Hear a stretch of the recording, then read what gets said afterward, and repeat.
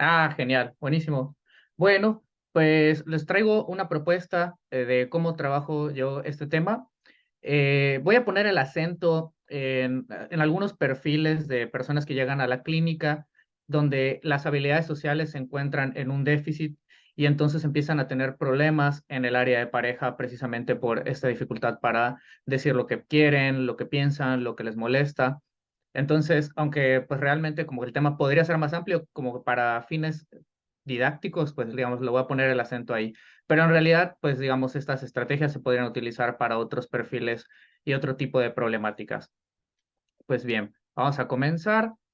Dicho esto, entonces, a mí me gustaría plantearlo como desde la problemática de la ansiedad social, o sea, cuando normalmente hay un déficit en las habilidades sociales, lo más probable es que nos encontremos con una historia de aprendizaje que dé como resultado un problema de ansiedad social.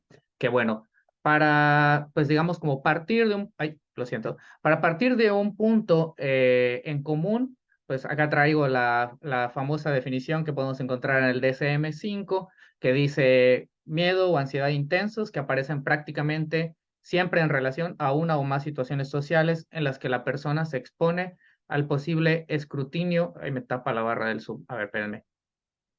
Ahí está. Por parte de otros. La persona teme actuar de una determinada manera o mostrar síntomas de ansiedad que puedan ser valorados negativamente por los observadores. Así pone el DSM-5, una definición bastante básica que luego se queda corta porque no contempla, por ejemplo, los perfiles que no están presentando el miedo porque están evitando totalmente ese tipo de situaciones, o los perfiles sobrecompensadores que han desarrollado pues mil estrategias para evitar el conflicto, ¿no? Entonces, eso es como algo a tener en cuenta. Pero bueno, dejemos de criticar al DSM y vamos con la parte, ¿no? De cómo se conforma la ansiedad social a grandes rasgos. Pues bueno, primero que nada, pues desde la perspectiva conductual, como siempre vamos a partir, esto no se genera de la nada, los problemas de ansiedad social no se desarrollan de un mes a otro o de un año a otro, muchísimo menos en la adultez, sino que se van conformando a través de los años de vida, con especial énfasis en los primeros años de vida, por la relación que tenemos con el ambiente, ¿no? Algunas de las características que van a tener los ambientes que van a influir en las personas van a tener las características de ser personas que tienen reglas poco flexibles, ¿no? Como normalmente como muy totalitarias, como de no cuestiones a tus padres, debes sacar 10, si te enojas, eso está mal, o siempre hay que dar la otra mejilla, ¿no? Como muy en absolutos. Estas reglas normalmente pueden ser enseñadas directamente, ¿no? O sea, tanto verbalizaciones por parte de los padres, tíos, maestros, otras figuras como en la religión, pero también puede ser a través de, pues digamos, el aprendizaje por las conductas que ejerzan, aunque no sea que te lo digan directamente, ¿no? Otros puntos, pues la alta exigencia o la invalidación, ¿no? Por ejemplo, eh, como en la escuela, cuando sistemáticamente las personas son maltratadas, pero esto no tiene ningún tipo de consecuencia, no se expulsa ni se castiga las conductas como por ejemplo del bullying. Y, por ejemplo, casos donde hay violencia intrafamiliar, por ejemplo, también van a ser algunos factores que van a influir constantemente y van a dar como resultado un condicionamiento aversivo de las situaciones sociales, ¿no? Donde la persona, pues digamos, desde la más tierna edad, lo mejor que se le va a ocurrir para manejar este ambiente tan difícil es comenzar a desarrollar, pues digamos, todo un repertorio de estrategias de evitación, ¿no? Desde las estrategias pasivas, ¿no? Que es como dejar de decir ciertos pensamientos o dejar de hacer ciertas cosas como, por ejemplo, peticiones o decir lo que no le gusta, pero también va a desarrollar estrategias de evitación activa, como por ejemplo, eh, dar como muchas explicaciones o justificaciones, comportarse sumamente amable o dócil, ¿no? Todo esto para evitar nuevamente situaciones donde anticipa algún tipo de maltrato. Bueno, esto, a pesar de pues, ser la mejor alternativa posible, históricamente, va a tener un efecto conforme la vida se desarrolle y va a hacer que la calidad de vida de la persona disminuya en diferentes ámbitos. por ejemplo, la escuela, en el trabajo, con las amistades, con la familia. Y por último, llegamos a la parte de la pareja, que es donde vamos a poner el acento en esta presentación, aunque pues como vemos, o sea, realmente los problemas de ansiedad se generalizan a prácticamente todos los ámbitos donde hayan relaciones humanas.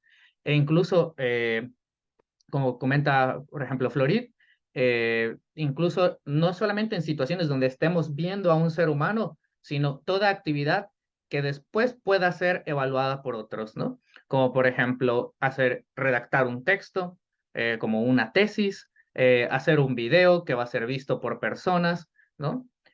Todo esto puede también generar situaciones de malestar. Pues bien, bueno, dicho esto, vamos a ir planteando más el problema de cómo esto se aterriza en la pareja y en las habilidades sociales. Y para esto me voy a valer de algunos ejemplos y recursos de la cultura pop. No sé si alguien reconoce a este hombre, es George McFly, el padre de Marty McFly de la película Volver al Futuro. Si vieron Volver al Futuro, un clásico, van a ver que en la primera película, y esto no es spoiler porque además esa película ya tiene miles de años que salió, van a ver que el papá tiene un perfil donde antes de que transcurra toda la película, es un hombre que, por ejemplo, no defiende sus derechos, es maltratado por múltiples personas, ni siquiera sus hijos lo respetan en la casa. Entonces, es un tipo de perfil, digamos que, pues digamos, no sabemos exactamente su historia de aprendizaje, en especial cuando inicia la película, pero podemos hipotetizar que el ambiente no ha fomentado el desarrollo de este tipo de habilidades y que incluso es posible que las haya castigado. Entonces, la película de Volver al Futuro es genial porque, porque aunque no es una intervención psicoterapéutica, cuando su hijo va al futuro y lo conoce, digo, cuando va al pasado y lo conoce, él empieza a moldear las conductas, lo empieza a ayudar a que enamore a su esposa, que en ese momento no están casados. Y esto es como una analogía de algunas cosas que hacemos los terapeutas durante el proceso. Pero bueno, regresando al problema y dejándoles de contar esta película, pues podemos pensar que en la ansiedad social vamos a encontrar comúnmente un déficit de conductas que podemos categorizar en algunas de estas. Por ejemplo, en el disenso respetuoso, que esto básicamente lo podemos traducir a dar nuestra opinión mostrándonos en desacuerdo, haciendo uso como de una comunicación asertiva, como decir, yo no comparto tu opinión, a mí esto yo lo pienso diferente, cosas por el estilo. Ahora, también vamos a encontrar un déficit perdón, de conducta en interrupción y puesta de límites, como cosas ya como que subiendo la intensidad, como diciendo, a ver, hey, esto a mí no me gusta, bájale al tono o esta conversación se termina, ¿no? Y por último, también vamos a encontrar otro déficit de conductas que es el filtro social o contacto cero o cribaje social, que es el romper los vínculos. Muchas veces las personas que tienen problemas de ansiedad social no filtran los vínculos de personas que los agreden, que los humillan, que los tratan de manera sarcástica. Normalmente cuando indagamos en la consulta por qué sucede esto, eh, reportan como tipos de reglas como no, es que pues hay que dar la otra mejilla, hay que perdonar o se va a sentir mal y entonces yo no debo de lastimar a otras personas, ¿no? Entonces parte de nuestro trabajo va a ser empezar a flexibilizar estas reglas para que, digamos, la persona pueda ejecutar otro tipo de conductas que aumenten su calidad de vida, porque hay que recordar que la calidad de vida se ha deteriorado. Bien, pasando entonces a lo siguiente. Pues una vez que en la consulta vamos viendo que el problema pinta para allá, ¿no? Empezamos a encontrar estos déficits de conductas, el malestar ante situaciones por la evaluación negativa de otros, lo que otros van a pensar, cómo se van a sentir, la famosa empatía patológica, ¿no? Es que yo no quiero pedir al mesero que, por ejemplo, me cambie mi sopa porque tiene un pelo, no se lo quiero pedir porque se va a sentir mal, ¿no? O el chef que la preparó se va a sentir mal. Entonces, yo debería evitar esto, ¿no? Entonces, cuando empezamos a notar todo este conglomerado de datos y también empezamos a ver que está en la relación de pareja, vamos a tener que comenzar a plantearle el problema al consultante para poder comenzar a trabajar en ello. Entonces, recurriendo un poco a la metáfora marketera, que digamos, he tomado algunos cursos de marketing, Y me parece curioso como algunas cosas porque hay analogías en cómo se ve la conducta de comprar. Nosotros vamos a tener que venderle al paciente que la idea del cambio implica malestar, implica hacer cosas que son sumamente incómodas, que son inciertas porque no sabemos qué resultado van a tener hasta que no las probemos. Digo, nosotros tenemos el respaldo de la teoría, pero digamos, en la ejecución pueden pasar muchas cosas que no contemplamos. Entonces vamos a tener que venderle al paciente que va a correr un riesgo, pues un riesgo, pues digamos, al que nosotros estamos capacitados para llevar a cabo, pero digamos, se tiene que atrever. Entonces, ¿cómo le hacemos, no? Acá yo me inventé una metáfora que es la metáfora de la vacuna, eh, que me gusta mucho, aunque no me gusta mucho fomentar el modelo biomédico, pero bueno, pues qué más da. Les queda clarísimo a los pacientes, ¿no? El punto es que, hagan de cuenta, yo lo que le explico a los pacientes en las primeras sesiones es, tú has llegado aquí porque has sentido un malestar recurrentemente en muchas situaciones de tu vida y has tratado de hacer lo mejor posible. Lamentablemente, esa estrategia se está quedando corta y por eso estás buscando ayuda y yo te la quiero ofrecer, ¿ok? Pero para esto, fíjate que tú has tenido mucho malestar en el largo plazo y corto alivio en el corto plazo. Ahora lo que vamos a hacer es invertir eso. Vamos a buscar que el malestar empiece a reducirse en tu vida, ¿sí? Vamos a sentir malestar en el corto plazo mientras estamos trabajando en lo que tenemos que trabajar, enfrentando los miedos, y esto va a hacer que a la larga el bienestar y la satisfacción aumenten y se vuelvan más estables en el tiempo. Esto es como con las vacunas. Cuando tú no te vacunas, te vas a enfermar muchísimo más rápido y el malestar va a estar constantemente porque cualquier bichito que esté en el ambiente, ¡pum!, te va a botar a la cama. Entonces, para salir de ahí, hay que vacunarnos, hay que sentir un pinchazo de vez en cuando, luego vienen los refuerzos y entonces el cuerpo va generando defensas, va generando tolerancia, te vuelves más fuerte y te vas a sentir mejor de manera más estable en tu vida. Ujú. Los pinchazos van a ser todas las situaciones difíciles que vamos a enfrentar, la incomodidad que vas a sentir, pero recuerda que estamos yendo hacia un bienestar más estable y más duradero en tu vida. ¿Le entras? ¿No? Casi, casi. Entonces, eh, así es como, esa es como una primera metáfora introductoria. También uso una que es la del antídoto, como el veneno de la serpiente, ¿no? Que cuando una serpiente te pica y te tienen que poner el antídoto, lo mismo que te ponen de antídoto es el veneno de la serpiente, pero a bajas dosis y le hacen un proceso específico, ¿no? Pero digamos, la esencia es el veneno y con el tratamiento de la ansiedad es enfrentar justo lo que tememos. Entonces, ese es el antídoto. Sentir ansiedad para dejar de sentirla en el largo plazo y ganar mayor calidad de vida.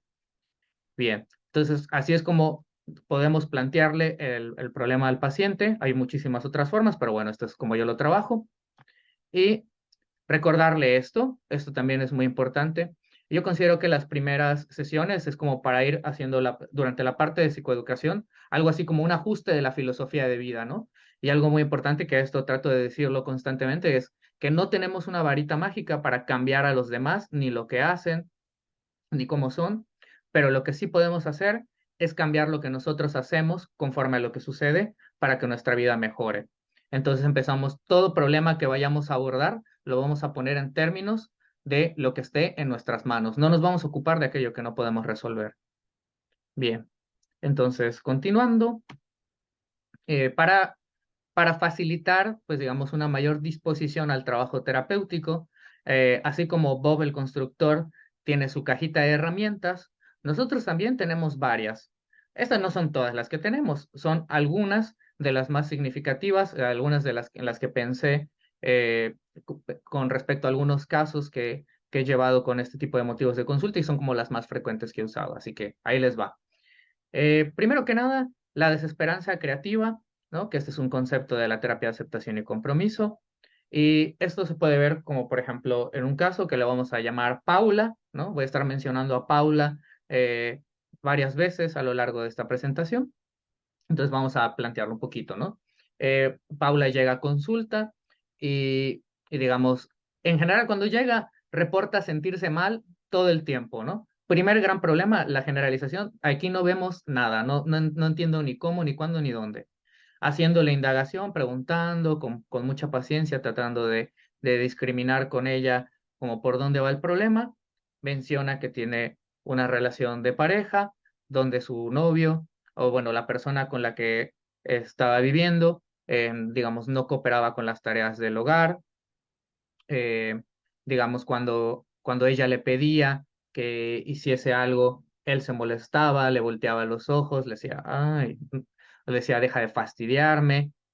Y muchas veces, ante esta conducta, lo que Paula optó fue por dejar de pedirle y entonces hacía la limpieza del hogar ella sola, ¿no? Lo cual le traía mucha frustración. Cuando Paula llega conmigo, ya había terminado con el novio prácticamente, el novio ya se había ido de la casa, pero todavía se veían un poco. Entonces, algo importante es que esto se lo fui planteando y yo indagaba y cuando, por ejemplo, Damián te decía, no quiero, ¿tú qué hacías? Y entonces me decía, pues me quedaba callada y me iba. Ah, ok. Y entonces empezamos a indagar con otras situaciones y entonces ahí viene la retroalimentación de aquello que observo, ¿no? Mira, a mí me parece que aquí podemos observar una constante que, no exactamente con esas palabras, pero bueno, algo un poco más, menos formal, que en repetidas situaciones cuando tú le pedías algo y él te decía que no, ahí faltaba como la insistencia, ¿no? Ahí te costaba insistir. Entonces, y fíjate que eso te llevó a hacer las cosas, pero a sentir muchísimo más malestar y frustración en tu vida, porque además ahí tú me dices que comienzas a dejar de sentirte querida, a sentir que tienes una pareja a la que no le importas, a sentirte triste. Entonces, ahí le empiezo a plantear el problema, que yo estoy observando que hay algunas habilidades que no se están ejecutando. Ah, y también tengo una metáfora para esto. Uso la metáfora del gatito y sus, ¿cómo se llama? Y sus patitas, sus garritas. Por ejemplo, le explico que las personas, al igual que los otros animales, tenemos unas garras, pero que son invisibles.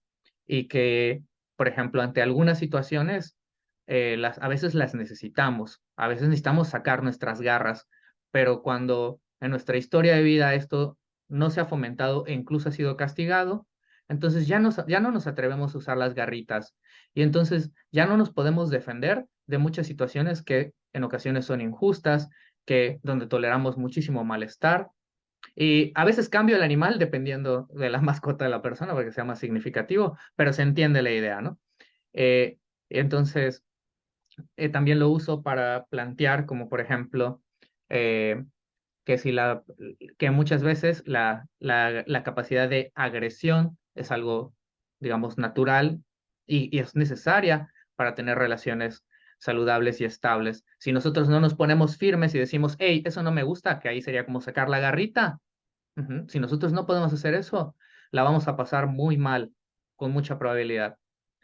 Entonces, una vez planteado eso, yo le pregunto, ¿a qué costo no sacar la garrita? ¿Qué costo ha tenido esto para ti? ¿No? ¿Cómo te has sentido, ¿no? Como para irla metiendo a, a contactar con las consecuencias, ¿no? De no llevar a cabo este tipo de conductas. Y algo que también me parece muy bueno es como esto de no defender tus derechos. ¿Se lo recomendarías a alguien que amas? Piensa en una amiga, ¿no? O en tu hermana o en alguien a quien tú aprecies mucho. ¿Esto se lo recomendarías a alguien que se comporte así, que tolere estar en una relación con este tipo de pareja y no quejarse, no hacer ningún reclamo? Y hasta ahora nadie me ha dicho que no. Bueno, ya veremos. Pero bueno, el punto es que esto ayuda mucho a movilizar y a comenzar a ver lo que se ha hecho antes, a quitarle, pues digamos, como este carácter más apetitivo y comenzar a hacerlo aversivo y empezar a llevar a esta situación de, bueno, entonces, ¿qué hago, no?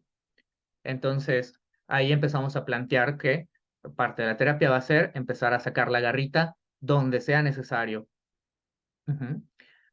Otro punto que también va a ayudar es la desdramatización de autores como Dugas, que muchas veces los pacientes con algún problema de ansiedad, pues sobreestiman el nivel de gravedad de las cosas, ¿no? Como por ejemplo, que alguien se sienta triste, ¿no? O que alguien se enoje.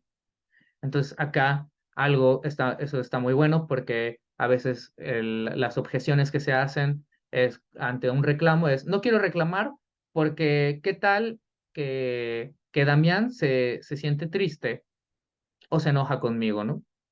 Y yo les pregunto, ok, como tratando de concretar el miedo, ok, ¿y se va a sentir triste? ¿Y qué va a hacer? No, nada más, solamente se va a sentir triste. ¿Y se va a enojar? ¿Y qué va a hacer? Pues me va a decir que ya no me quiere hablar.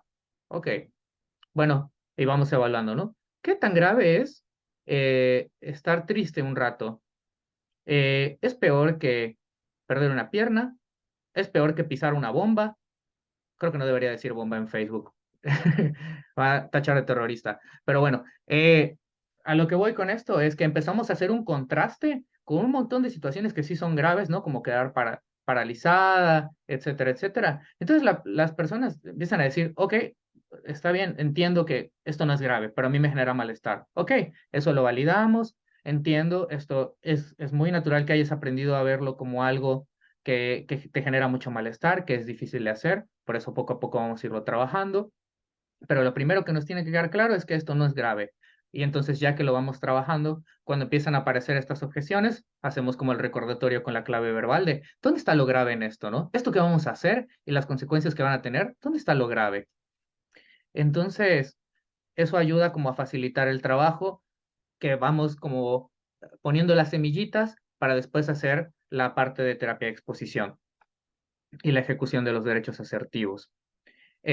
Otro punto que también me parece genial es la orientación positiva a los problemas, que yo le digo voltear la tortilla, que es una frase que tenemos aquí en México, que es, normalmente las personas, eso se los explico, normalmente las personas evitamos los problemas, pensamos que nos van a traer cosas malas y que nos van a arruinar la vida.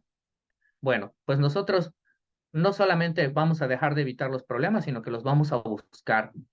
Pero bueno, algo que quizás no habías considerado es que los problemas tienen cosas como, es como romper una piedra que adentro tiene un diamante, ¿no? Y cada piedra que tú rompas tiene algún diamante potencial, algo valioso para darte. Entonces le digo, que tú tengas una conversación incómoda donde tú hagas un reclamo a tu novio, donde tú le pidas que deje de hacer algo que no te gusta, eso te va a dar un punto de experiencia para acercarte a ser una persona más segura, a ser una persona asertiva, eh, a ser una persona que no tolera el maltrato. Dime tú, ¿eso no lo deseas? ¿Qué tanto lo deseas, no? Y entonces la persona dice, nunca lo había visto de esta manera. Y entonces eso también facilita el trabajo. Y por último, otro recurso que igual está, pues es compartirle a los pacientes la cuestión como de los derechos. Yo a veces lo inicio preguntándole, ¿sabías que tú tienes derechos? ¿Qué derechos conoces, no? Y empezar haciendo como la inducción hacia eso y plantearle que los derechos que nosotros tenemos como estar en desacuerdo, etcétera, etcétera, eh, esos derechos no son a gusto de los demás. Eso los tenemos incluso aunque la gente le incomode. Y acá yo me robé la metáfora del esclavo, que me la contó Juan Martín Florid, que decía, o sea, tú te imaginas que las personas que eran esclavizadas cuando se empezaron a rebelar, ¿no? Si se preocupasen de que eso iba a incomodar a los amos que les daban latigazos, ¿no? O sea, parte de poder liberarte de situaciones de opresión, de maltrato, tiene que ver con dejar de tomar como un problema el cómo se va a sentir la otra persona, ¿no? O sea, esto quien debería sentirse mal es el que da el latigazo o quien te trata mal. Ese no es tu problema. Y entonces eso ayuda mucho a cambiar la perspectiva y a quitarle la valencia negativa a ejecutar este tipo de conductas. Bien, y pues bueno, esas son las herramientas más frecuentes que para este tipo de problemáticas en la propuesta que les traigo. Y bueno, ahora vámonos a lo bueno. Eh, Luego tenemos otro problema que es, bueno, como en cualquier proceso psicoterapéutico, vamos a necesitar información, ¿no? Vamos a necesitar información de calidad, con datos concretos, cómo, cuándo, dónde, con quién se presentan los problemas. En este caso, pues como estamos poniendo el foco con la pareja, podemos llevar a cabo el rastreo de este tipo de situaciones problemáticas de muchas maneras. A mí, como me gusta pensarlo, es cuando yo ya puedo imaginarme los diferentes escenarios y cómo es la vida de mi paciente día con día, es que ya tengo un buen diagnóstico, ¿no? De estas diferentes variables. Entonces, para esto, nos podemos valer del uso de registros, tanto registros como, por ejemplo, el de Rumia, que tiene las 9 celdas, donde ahí podemos ver como qué pensamientos o, por ejemplo, cadenas de rumia hubieron que quizás detuvo a la persona de llevar a cabo como este tipo de derechos o de conductas. Pero también yo a veces uso uno muy específico cuando necesito como más información como anecdótica y siento que hacen falta datos o el paciente está teniendo dificultades para registrar y todavía no se ha acostumbrado. Uso un registro mucho más simple que es con fecha, hora, y le pido que me ponga dónde está, haciendo qué, con quién, los diálogos y así yo puedo empezar a ver cómo dialoga con la pareja, qué partes son pensamientos, qué partes son emociones, ¿no? Qué tanto dice o qué tanto no dice. Eh, pero bueno, también otra forma de recabar esta información, que no están peleadas, sino que más bien son complementarias, es a través de la entrevista clínica, ¿no?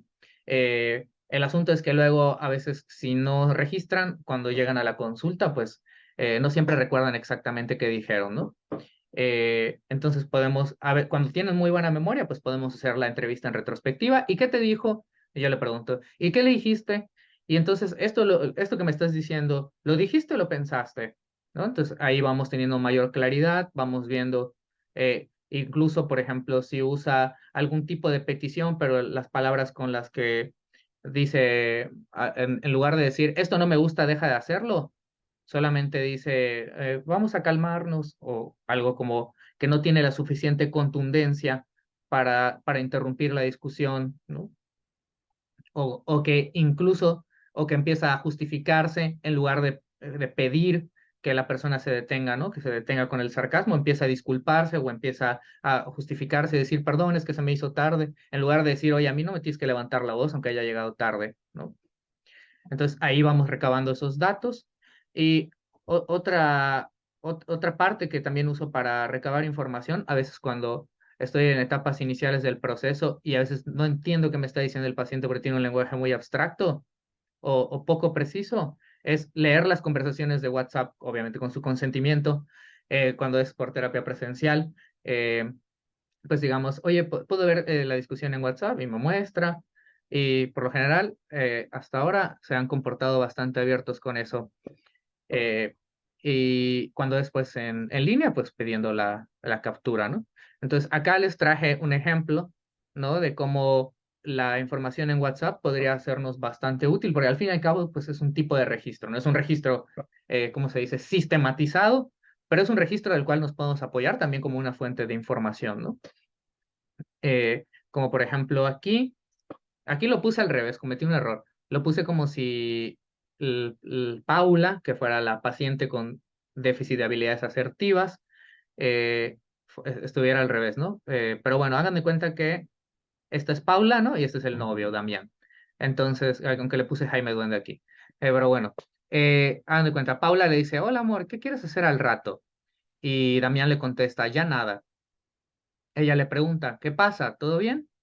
Y entonces él comienza a agredir verbalmente. Tú nunca me haces caso, eres un hipócrita, me enfermas, y ella se disculpa, ¿no?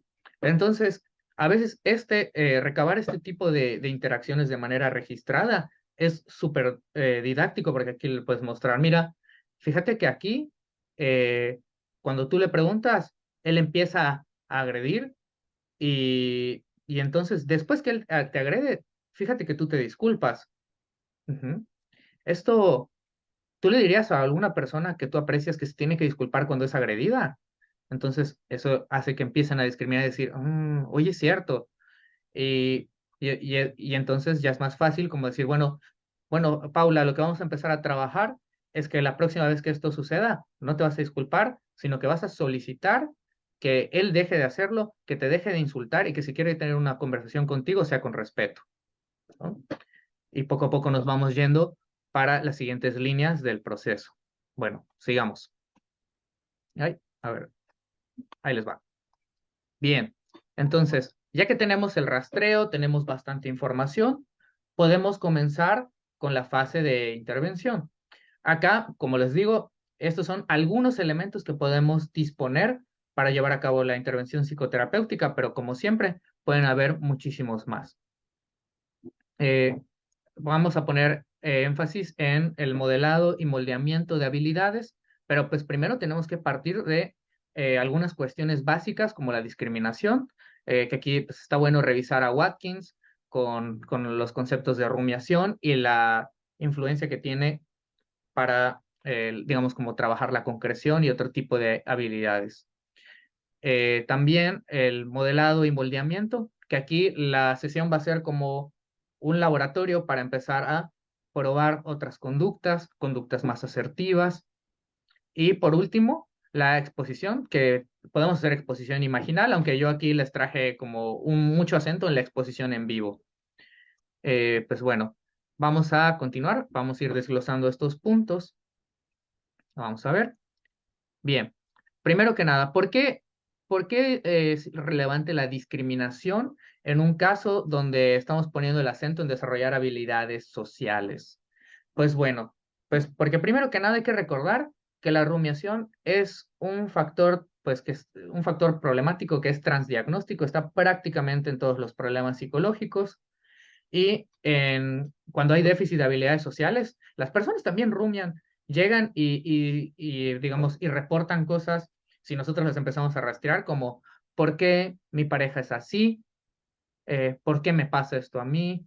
Si tan solo yo fuese diferente, o ojalá esto no ocurriera, que son verbalizaciones que muchas veces si las rastreamos y vemos hacia dónde llevan a la persona, no la llevan a ejecutar ningún tipo de conducta asertiva, sino que solamente aumentan la sensación de desesperanza, aumentan el malestar, porque también se dan cuenta que no ponen límites y se critican a sí mismos.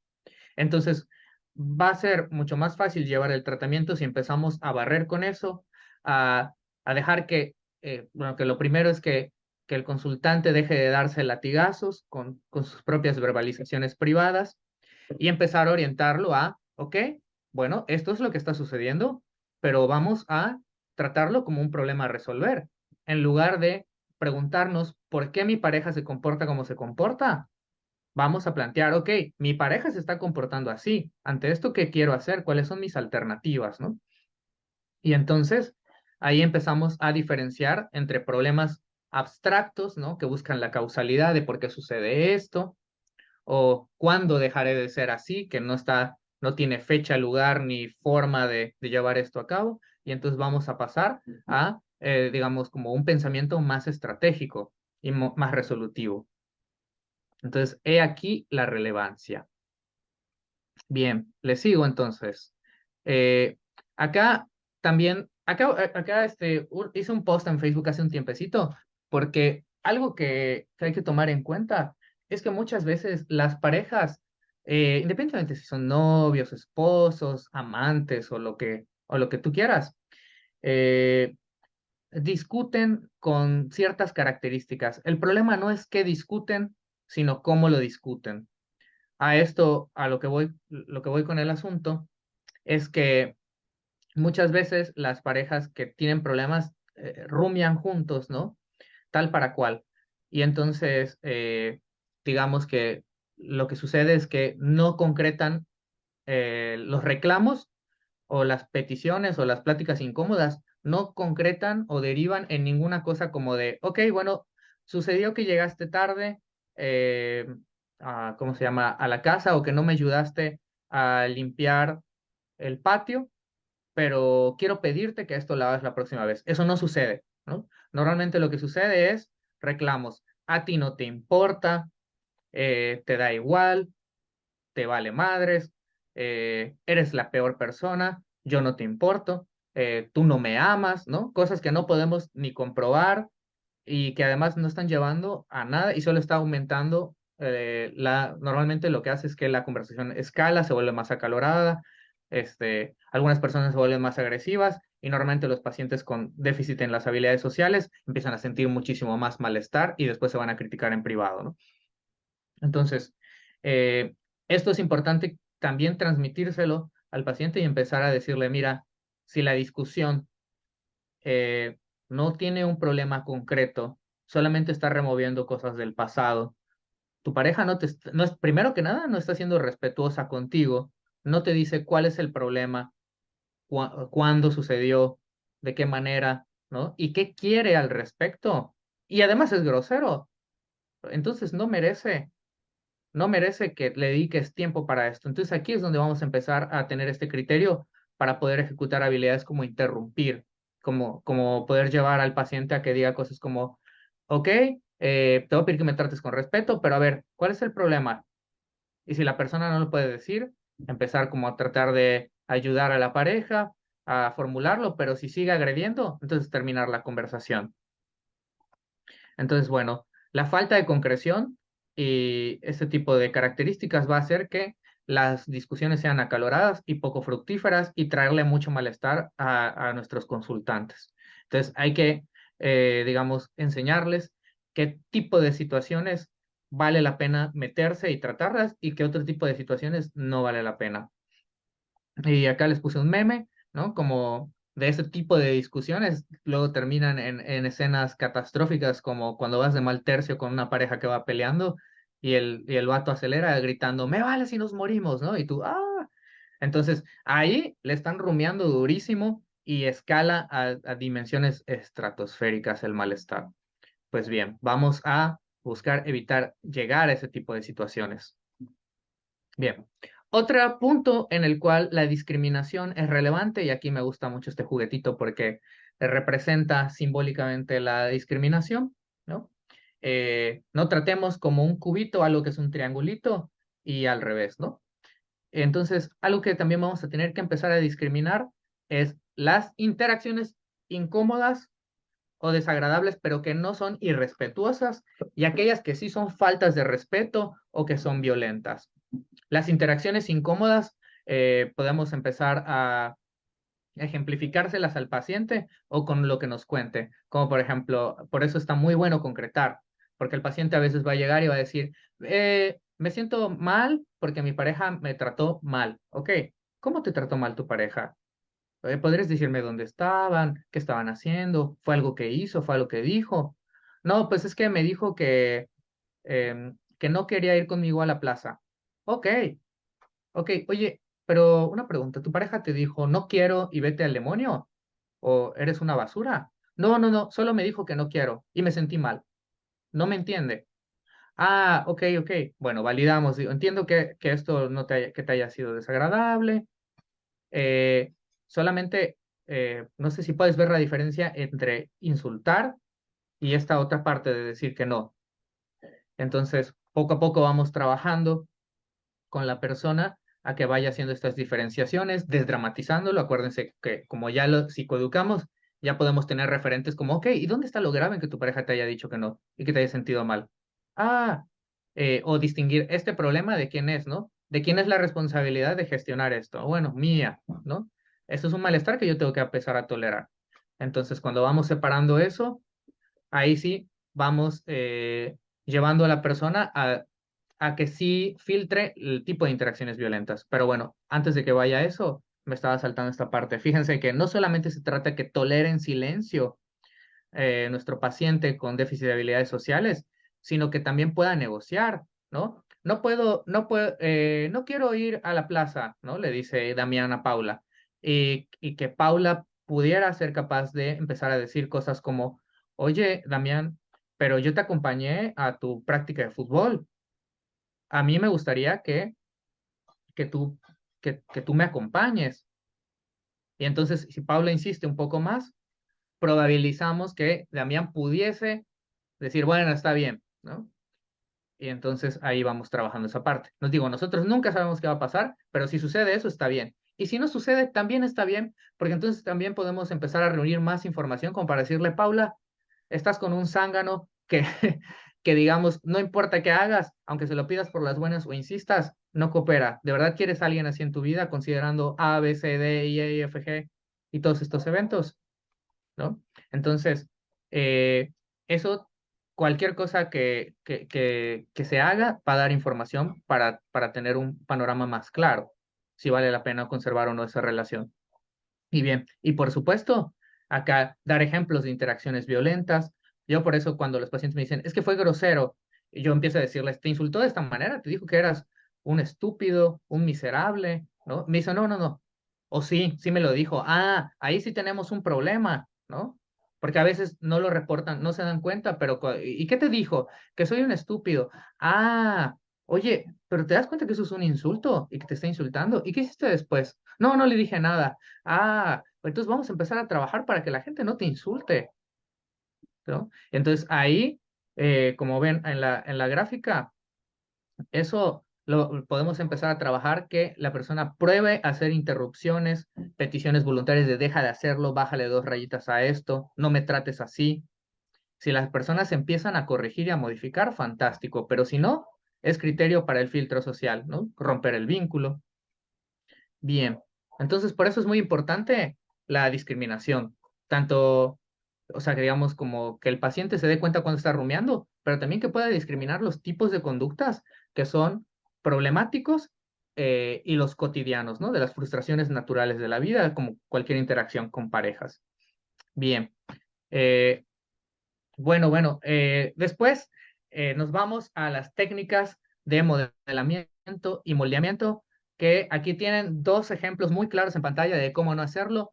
El modelamiento no vamos a hacer pasarela y el moldeamiento no vamos digamos, mezclar arcilla con el paciente, sino que lo que vamos a hacer es empezar a modelar en sesión los comportamientos, a mostrarle al paciente, por ejemplo, con algunos ejemplos como en los role-playings, con qué tono de voz, el contacto visual, ¿no? Las palabras que se pueden utilizar para ir ensayando discusiones que el paciente pueda decir cosas como, mostrarle al paciente que él puede decir cosas como, esto no me gusta, deja de hacerlo. Esto yo normalmente lo trabajo, por ejemplo, con los registros o algún evento que me esté reportando que tuvo algún problema con su pareja, lo recreamos en la sesión. Normalmente lo primero que hago es que le digo, ok, ahora tú vas a ser tu pareja, tú vas a ser Damián y yo voy a ser tú, Paula. Y entonces, eh, lo que hacemos es que Paula empieza diciendo algo como, es que tú... eh, no, perdón.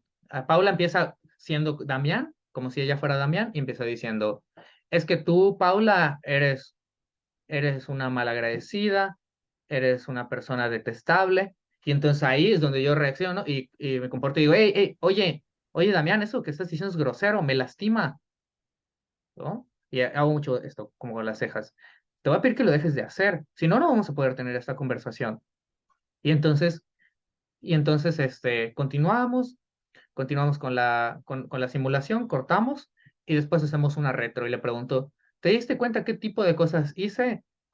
Y entonces me dice, sí, o sea, tú no dejaste que yo te dijera esto y esto otro. No me había dado cuenta que yo podía salirme de la conversación. Entonces, ya después que está esta parte, entonces hacemos la parte del moldeamiento, que es que le digo, ok, ahora tú lo vas a hacer. Y entonces empieza hablando, hacemos varios ensayos. Por ejemplo, le digo, más volumen, más enojo, ¿no? Como para darle contundencia, ¿no? Porque muchas veces, a veces no hacen contacto visual, a veces hablan muy bajito, a veces no usan ciertas palabras y eso también, digamos, lo voy corrigiendo, como en lugar de decir, vamos a calmarnos, ¿no? Cuando, por ejemplo, a lo mejor Paula podría decir, vamos a calmarnos. No, que ella diga, no, Damián, por favor, te pido que te calmes. Y si no, no vamos a tener esta conversación. Y entonces, que lo corrija. Y entonces le va agarrando la onda, como quien dice, a hablar con este estilo. Y entonces probabilizamos que cada vez más este tipo de interacciones problemáticas se vayan disminuyendo. Y más le vale a Damián si quiere conservar a Paula. Entonces, vamos un poco más. Y por último, ya que vamos trabajando esta sesión, por supuesto, también programamos exposiciones en vivo que, pues digamos, acá, estas son algunas, evidentemente no son todas las que se pueden hacer, y recordando que también podemos hacer exposiciones en vivo en otros ámbitos de la vida del paciente, porque no solamente trabajamos la interacción con la pareja, sino que buscamos que se generalice en otras áreas. Podemos mandarlos a hacer reclamos a otros lugares, en el área de trabajo, con la familia. Normalmente, lo que yo he visto es que les ayuda como ir de lo menos íntimo hacia lo más íntimo, ¿no? En el trabajo a veces dicen, ahí no me cuesta tanto, entonces, ok, vamos a empezar por allá para ganar confianza, pim, pam, pum, mientras vamos trabajando algunas cosas dentro de la sesión y vamos yendo un poquito más lento con la pareja, ¿no? Tratamos de hacer todo simultáneamente. Eh, pero bueno, algunas de las interacciones que se pueden trabajar con, en la parte de pareja es, primero que nada, hacer peticiones directas para detener interacciones problemáticas, un poco como lo que vimos en el modelamiento, ¿no? Como, hey, bájale o esto ya no vamos a seguir hablando ahorita, ¿no? O a ver, hey, no, ya, basta, ¿no? Ese tipo de cosas. O sea, no lo estoy diciendo en el orden en el que se debe hacer, estoy diciendo varios que se pueden hacer durante las exposiciones. Esto se va graduando conforme al paciente, ¿no? O sea, la dificultad que le suponga.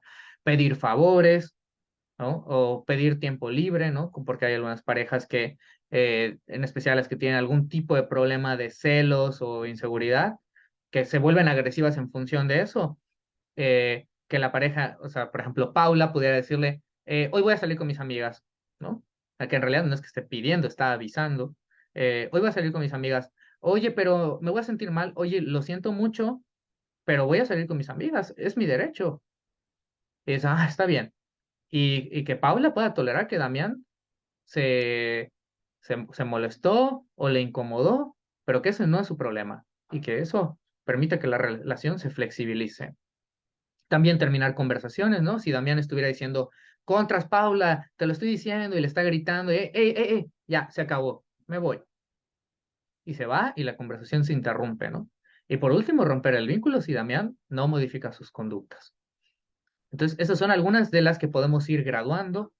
Podemos hacer diferentes combinaciones conforme se necesite o hacer variantes para que, digamos, vaya desarrollando este tipo de habilidades. Y bien, eh, ¿qué más? Pues prácticamente eso es todo.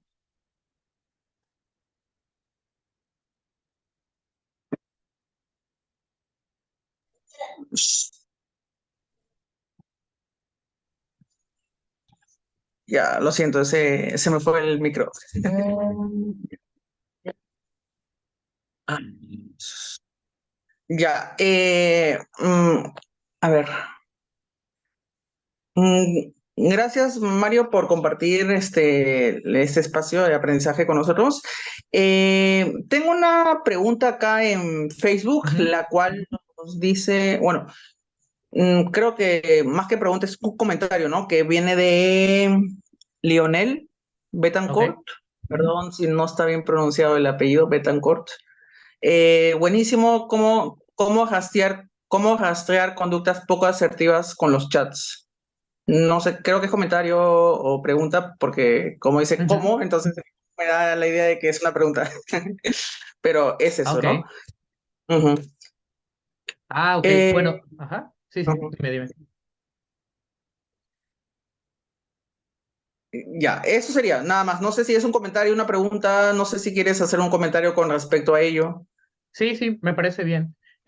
Por ejemplo, con el tema de los chats, o sea, podemos rastrear las conductas poco asertivas, precisamente viendo como la pareja, ¿no? Que tuvo esta interacción problemática, qué le dijo a la persona, cómo se lo dijo, ¿no? Qué tipo de, si se le insultó, y entonces vemos inmediatamente qué le responde, ¿no? Como la pareja, en este caso, por ejemplo, ficticio sería Paula, qué está respondiendo Paula, cómo está respondiendo, si se está disculpando, si le está dando explicaciones justo después de una agresión verbal. Y eso está bueno porque digamos, podemos empezar a ver patrones, podemos también ver la frecuencia con la que suceden este tipo de conversaciones. Entonces, por ahí podría ser una fuente de información, además de otros registros más formales, ¿no? O sea, que podríamos llevar a cabo. Ujú. Perfecto. Eh, Ujú. Ya, acá, bueno, Cari nos comenta, buenas las estrategias, las va a tomar nota. Acá por parte de Natalie, dice saludos, te manda saludos. Bueno, por ahora creo que no hay alguna que otra pregunta. Sin embargo, igual nuevamente muy agradecido, Mario, por aceptar la invitación, por estar compartiendo acá en un poco con nosotros. Y lo bueno es que se va a poder ver en diferido, así que está genial. Muchas gracias, Mario, y ya espero poder contar con tu participación en un futuro evento. Muchas Ah, gracias, claro que Mario. sí, claro que sí. Ah, puedo poner acá lo último, mis redes, Sí, contactos. justo te iba a decir, si por favor nos puedes compartir. Ajá, exacto, genial. Y Ándale, ahí bueno, está. sí, acá de igual manera podemos ver los diferentes contactos de redes sociales, WhatsApp, el mail de Mario para que puedan ponerse en contacto con él si tienen alguna pregunta, alguna duda. Ahí está. Sí. Sí. Perfecto, Mario. Muchas gracias, Mario. Ya nos estamos viendo en la siguiente oportunidad. Buenísimo, muchas gracias. Chao, Mario. Cuídate. Abrazos. Igualmente.